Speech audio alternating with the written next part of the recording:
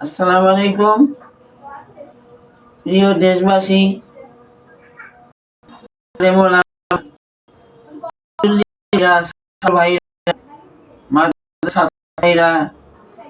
আজকে 15ই নভেম্বর সোহরাওয়ার্দী উদ্যানে মহাসমাবেশের আয়োজন করা হয়েছিল। কাদিয়ানীদের কাফের ঘোষণা উপলক্ষে মহাসমাবেশের আয়োজন করা হয়েছিল। সেই মহাসমাবেশ উপলক্ষে আমি কিছু কোটি নিয়ে গেছিলাম বিক্রি করার জন্য। ভিড় লাগায়া 13,000 টাকার মাল আমার আজকে চুরি হয়ে গেছে। কেমনে চুরি হইলো ভাই? এরা ভিড়ের মধ্যে গায়ে দিয়ে দেখে, গায়ে দেয়, আর একটুখানি বেখেয়াল হলে হুট করে হাঁটে দেয় টাকা না দিয়ে। বাসায় এসে আমি চালান মিলে দেখি মাল কত পিস নিয়ে গেছি, কত পিস বিক্রি হলো, কত দামে।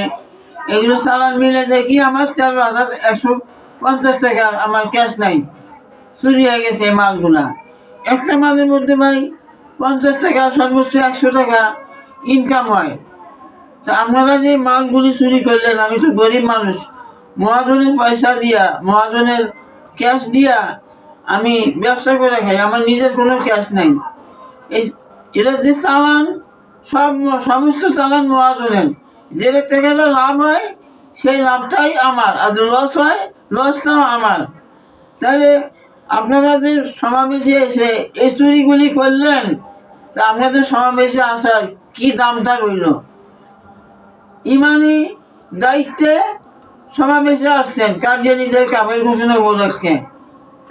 সেই ইমানি দায়িত্বটা আপনারা কি পালন করলেন? মানুষের হক নষ্ট করলেন। আমি গরিব মানুষ বাবা, আমি গরিব মানুষ, কিন্তু আমার এই হকটা কিভাবে নষ্ট করলেন?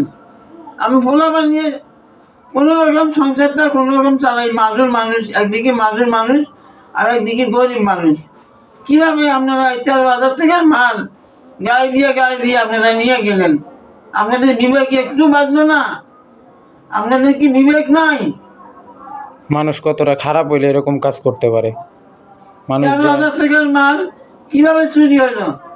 আপনারা যারা নিছেন, আমি একটা বিকাশ নাম্বার দিব, ওই বিকাশ নাম্বারে আপনারা এই মালের টাকাটা আমাকে পাঠিয়ে দিবেন। এটা আপনাদের কাছে অনুরোধ। না হলে আপনারা এর থেকে 10 গুণ 100 গুণ ক্ষতির মধ্যে আপনারা বলে দেবেন। এটা আল্লাহর কাছে আপনারা ঠেকা থাকবেন, 100 গুণ ক্ষতির মধ্যে আপনারা বলবেন। যারা যারা এই মাল ঠেকা না দিয়ে এই মাল নিয়ে গেছেন, সেই টাকাটা বিকাশ নাম্বার দেব, বিকাশ নাম্বারে সেই টাকাটা আমাকে পাঠিয়ে দিবেন।